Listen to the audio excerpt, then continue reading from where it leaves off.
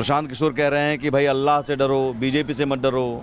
ओवैसी साहब कह रहे हैं कि भाई मल्लाह का बेटा डिप्टी सीएम, मोहम्मद का बेटा डिप्टी सीएम क्यों नहीं। मुसलमान क्या कह रहे हैं? आप भी घूम रहे होंगे, मुसलमान किस तरफ हैं? देखिए, सीमांचल की सबसे बड़ी मुसीबत है कि दिल्ली और पटना के लोगों ने, बैठे हुई सरकारों ने हमेशा नाइंसाफ़ी की। पर कैपिटा सबसे कम बिहार में सीमांचल का है, पलायन सबसे ज़्यादा यहाँ का है, सैलाब की तबाही सबसे ज़्यादा यहाँ है, सबसे ज़्यादा बीमार यहाँ है, जलवायु सेहत के अनुकूल नहीं है और डॉक्टर नहीं है, रोज़गार के कोई मौके हैं, नदियों का कटाव हो रहा है, लोगों की खेतियाँ बर्बाद हो रही हैं और कोई सुनने वाला नहीं है। तो सीमांचल के सिर्फ मुसलमानों की नहीं, दलितों, पिछड़ों, अगड़ों की सबकी हालत दयनीय है। पूरे बिहार में सीमांचल पिछड़ा है और सीमांचल की मजबूत लड़ाई बैरिस्टर सुदीन ओवैसी लड़ रहे हैं। हम चाहते हैं कि धारा 371 के सीमांचल डेवलपमेंट काउंसिल बनाओ। मुख्य धारा क्या होता है? हमारे बच्चे पढ़ नहीं पा रहे हैं, हमारे यहाँ टेक्निकल इंस्टीट्यूट नहीं है, हमारे यहाँ एजुकेशनल इंस्टीट्यूट नहीं है, हमारे यहाँ कोई इंडस्ट्री नहीं है, हम बीमार पड़ते हैं, एम्स का ब्रांच हमको नहीं देते हो, हम सबसे दूर हैं बिहार में। यहाँ के लोगों का सिर्फ वोट चाहिए। ये भी कहा जाता है कि वोट चाहिए तो वोट सीमांचल के मुसलमान या कहीं मुसलमान जो हैं आरजेडी कांग्रेस को देते रहे हैं वोट। क्या आपको लगता है कि बंधुआ मजदूरी की तरह उनका इस्तेमाल किया गया वोट बैंक? एआईएमआईएम के ही नेता ने कहा कि दरी बिछाने के लिए क्या मुसलमान हैं? अरे भाई, 56-60 सालों तो कांग्रेस की हुकूमत रही, क्या पहुंचाया मुसलमानों को? बाबरी मस्जिद में ताला लगाने का काम इन्हीं लोगों ने किया था। मुसलमानों को हमेशा बीजेपी से डराया, हमारी हालत खराब कर दी। ये राजद के लोग जवाब दें। समाजवाद का नारा दिया, माई समीकरण की बात की, उसने वाई को कहाँ पहुँचा दिया, माई को कहाँ पहुँचा दिया। बिहार में जाति आधारित गणना की रिपोर्ट अभी आई है। आज़ादी के वक्त मुसलमानों की नौकरी में भागीदारी अच्छी थी, लेकिन आज बिहार में अगरी जाति के लोगों को 3 गुना 4 गुना नौकरी मिली है, जादवों को बराबर की नौकरी मिली है, कुर्मियों को 2 गुना नौकरी मिली है और मुसलमानों को आधे हिस्से से भी कम नौकरी मिली है। मुसलमान 18% आबादी है, 20% दलित है। 20% दलित की नौकरी 4 लाख होनी चाहिए, 3 लाख नौकरी उनको दिया। मुसलमानों की नौकरी 3,68,000 होनी थी, उनको 1,73,000 देकर 2 लाख नौकरियों से इनको भी महरूम रखा गया। अब वहीं पर ब्राह्मण भाई हो हमारे, उनकी नौकरी 70,000 होनी थी, 1,71,000 दिया। भूमिहारों को 58,000 की जगह पर 1,70,000 कि कांग्रेस आरजेडी ने मुसलमानों को ठगा है। सब ने दिया है हमको चोट, सबके दिल में है खोट। नहीं, वोट चूंकि वोट बैंक के तौर पर कांग्रेस आरजेडी के साथ मुसलमान रहे हैं। बीजेपी तो चाहती नहीं कि टोपी रहे। अरे मैंने कहा टीका टोपी सभी से देश चलेगा, मंदिर मस्जिद गुरुद्वारे सभी जगह भजन कीर्तन इबादत होनी चाहिए, लेकिन बीजेपी वाली मुसलमानों के दुश्मन है और ये कांग्रेस और राजद ने मुसलमानों के वोट का इस्तेमाल किया। मुसलमानों को कभी प्रॉपर शेयर इसने नहीं दिया। जादव जितना वोट देते हैं उससे ज़्यादा मुसलमान वोट देते हैं। जादवों को टिकट ज़्यादा, जादव मंत्री ज़्यादा, मुख्यमंत्री भी वही बनेंगे। और यकीनन है कि मुसलमानों को कहते हैं कि तुम दरी बिछाओ, तुमको हम भाजपा से बचाते हैं, बचा भी नहीं पा रहे हैं। तो अब बिहार में मुस्लिमों की ओर से भी अपना हक मांगा जा रहा है, धोखेबाजी करने का आरोप लगाया जा रहा है। सीधे रुख करते हैं सहयोगी सुमित का। सुमित, जिस तरीके से आप बात कर रहे हैं, लगातार कवरेज कर रहे हैं, अभी आप पूर्णिया में मौजूद हैं, आपके आसपास भी लोग होंगे, जरा उनसे बात करिए और जरा समझने का प्रयास करिए कि वोटिंग से पहले वो किस तरीके से समझ रहे हैं बिहार के विकास को लेकर, वोट देने का मन किसे बना रहे हैं, किस तरीके से और क्यों। देखिए, बिल्कुल ये सीमांचल का पूर्णिया का इलाका है। यहाँ पूर्णिया, किशनगंज, अररिया, कटिहार, ये 4 जिले हैं। इनमें 24 ऐसी सीटें हैं जहां निर्णायक भूमिका निभाते हैं मुस्लिम वोटर और बहुत बड़ी भूमिका निभाते हैं। और ऐसे में यहाँ के मुसलमान, सीमांचल के मुस्लिम वर्ग के लोग क्या कह रहे हैं, इनका मूड क्या है, ये समझने की कोशिश हम लगातार कर रहे हैं। हमारे साथ भी तमाम लोग हैं। एक बार तालियां बजाकर उत्साह दिखाइए, जिन लोगों में जबरदस्त उत्साह है। क्या कहिएगा बाबा, सीमांचल में मुसलमान किस तरफ है? इसको दीजिए। मुसलमान किस तरफ है? मुसलमान किसी तरफ नहीं है, हक के तरफ है। कौन हक दे रहा है? हक की बात बारिस्टर असदुद्दीन ओवैसी साहब कर रहे हैं। तो वोट तो लेकिन पहले आरजेडी कांग्रेस को देते थे, लेकिन उसको देने के ही ये नौबत है कि अभी बदहाली की हाल है।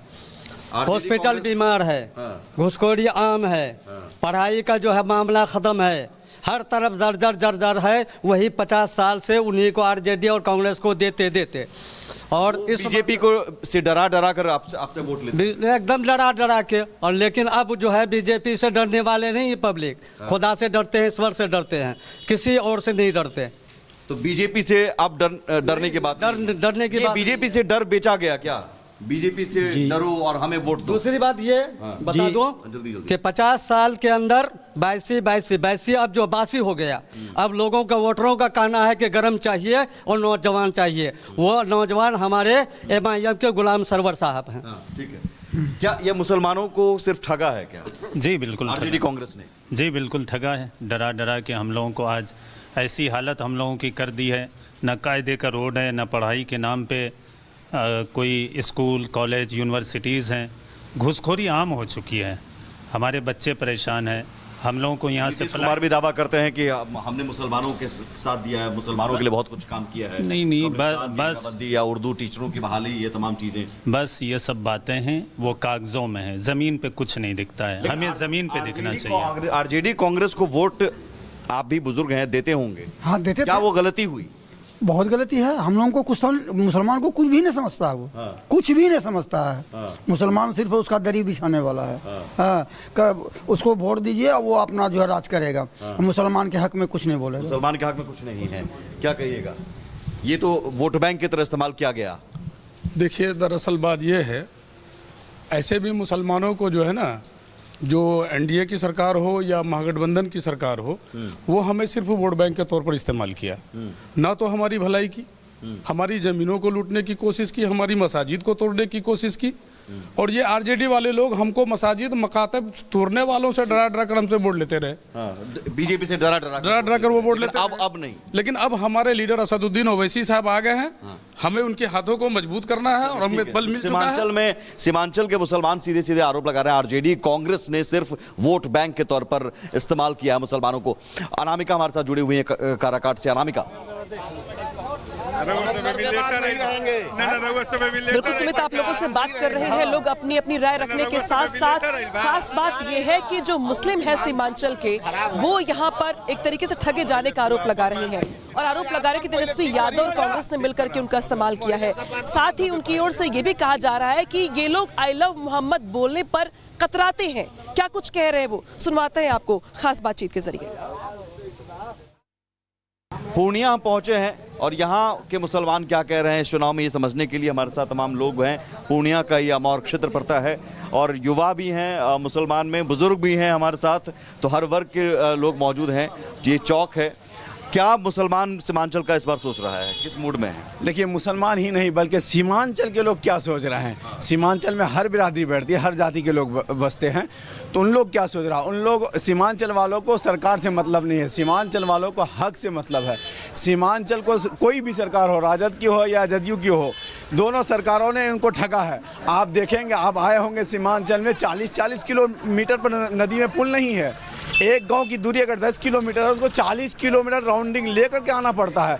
दूसरी बात है कि यहाँ के आप देखे होंगे लोगों के बदन का हाल, कपड़े, उनका चेहरा, क्यों? यहाँ के स्वास्थ्य विभाग अच्छा नहीं है, यहाँ का खुराक अच्छा नहीं है, यहाँ की पानी अच्छी नहीं है। इसका जिम्मेदार सरकार है। ये बात तो आरजेडी भी कह रही है, तो आरजेडी के साथ है ना आप लोग? देखिए, आरजेडी कह रही है, लेकिन उससे मतलब नहीं है। आरजेडी को तो 2 बार 2015 में भी 22 महीने मौका मिला सर। अरे जला तो खुद बड़ा। तो देखा आपने, जो मुसलमान है वो अपने हक की बात कर रहे हैं, लेकिन कुछ लोग हमारे साथ यहाँ पे जुड़ा हुए हैं, उनसे भी जरा बात कर लेते हैं, जानने का प्रयास करते हैं कि चुनाव में वो क्या मन बना रहे हैं। चुनाव के बीच जिस तरीके से बहुत सारे मुद्दे हैं, आपके हिसाब से कौन सा बड़ा मुद्दा ऐसा जिसको लेके यहाँ पे जनता वोट करेगी? बिहार में एकमात्र मुद्दा है विकास का। विकास के अलावा बिहार में कोई मुद्दा ही नहीं है। पार्टी ने ज्यादा विकास किया? बिल्कुल, जो हमारी वर्तमान पार्टी है, हमारे माननीय मुख्यमंत्री नीतीश कुमार जी विकास के लिए, विकास पुरुष है, क्या कहें उनके लिए। अगर मैं कुछ भी कहूं तो शब्द कम पड़ेंगे। मैं ज्यादा समय नहीं लूंगा, केवल एक शब्द कहना चाहूंगा नीतीश कुमार के लिए। नीतीश कुमार बिहार के लिए नेता नहीं है, एक धरोहर है। बिहार की माननीय जनता नीतीश कुमार को कभी खोना नहीं चाहेगी। लोगों से बात कर लेते हैं। आप बताइए आपके लिए बड़ा मुद्दा क्या है, क्या सोच रहे हैं? हमारे पास मुद्दा है कि लालू यादव ने जो बिहार को कबाड़ा किया, नीतीश कुमार ने मरहम पट्टी लगा करके चकाचक कर दिया। लेकिन नीतीश कुमार ने जो कबाड़ा किया, नरेगा से 2,53,000 लेबर ला करके स्कूल में डाल दिया, सोना के भाव में लोहा खरीदा, उसको कबाड़ा को मरहम पट्टी लगाने वाला पैदा लिया है तो प्रशांत किशोर, दूसरा कोई नहीं है। और जहाँ तक बात है, ये मोदी जी जीएसटी कम किए भारत सरकार का, अब ब्लॉक का जीएसटी हटिए नहीं रहा है, इसका जीएसटी कब हटेगा? सुनिए, और एक बात, 15 साल भैया ने लूटा, 20 साल बबुआ, जिसका लुटाया उसका नाम नौजवान है। ठीक है, चलिए कुछ और लोगों से बात कर लेते हैं। आप बताइए, आप लोगों के लिए बिहार में आप लोग क्या मन बना रहे हैं? किस पार्टी ने ज्यादा काम किया है और क्या लग रहा है आपको कि विकास कौन सी पार्टी करेगी चुनाव के? अभी हमारे यहाँ बिहार में तो स्थानीय सरकार जो है जितना विकास किया अभी कोई पार्टी नहीं किया।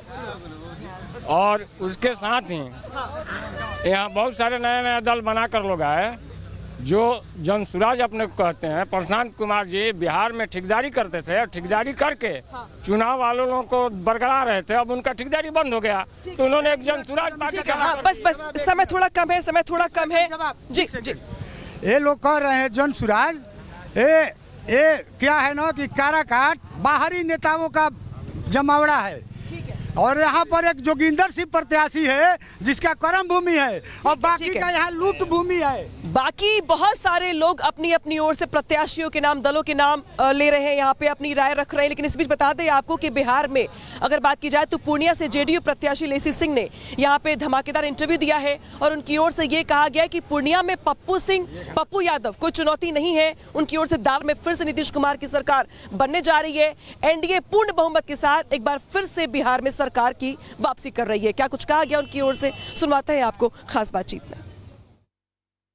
पप्पू यादव लेकिन यहाँ से सांसद हैं और वो इंडी गठबंधन की तरफ लगातार प्रचार कर रहे हैं, उनके प्रत्याशियों के लिए वोट मांग रहे हैं और पप्पू यादव की मौजूदगी कई चुनौती।